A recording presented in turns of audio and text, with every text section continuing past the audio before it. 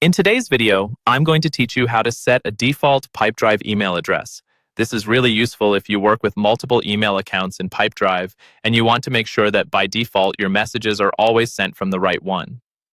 Setting a default helps you avoid mistakes, keeps your communication consistent, and saves you from having to change the from address every single time you send an email.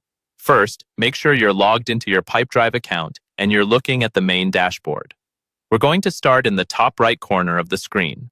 Up there, you'll see your profile picture, or if you haven't added a photo, you might see your initials inside a small circle. Go ahead and click on that profile icon. This opens a drop-down menu with several account-related options. From that menu, look for the option called Personal Preferences. This is where Pipedrive keeps settings that relate specifically to your user account, including how your email behaves. Click on Personal Preferences to open the settings page. Once you're in Personal Preferences, find and select the Email Sync section. This is the area where Pipedrive manages the connection to your email accounts. If you've already connected one or more email addresses, you'll see them listed here. If nothing appears, you may need to set up Email Sync first, but assuming your addresses are already connected, you're ready to choose a default. Next to each connected email address, there should be an option labeled Default Email Account. Take a moment to decide which address you want Pipedrive to use as your main sending address.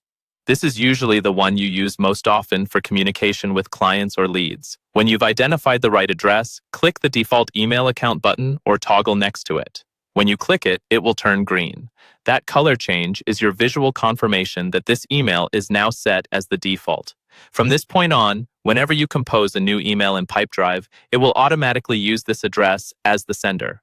If you ever change roles, start using a new domain, or simply want to switch which inbox you use most often, you can come back to this same email sync section and update the default again using the exact same process. And that's all there is to it. By quickly adjusting this one setting, you make your email workflow in Pipedrive more reliable and much more efficient.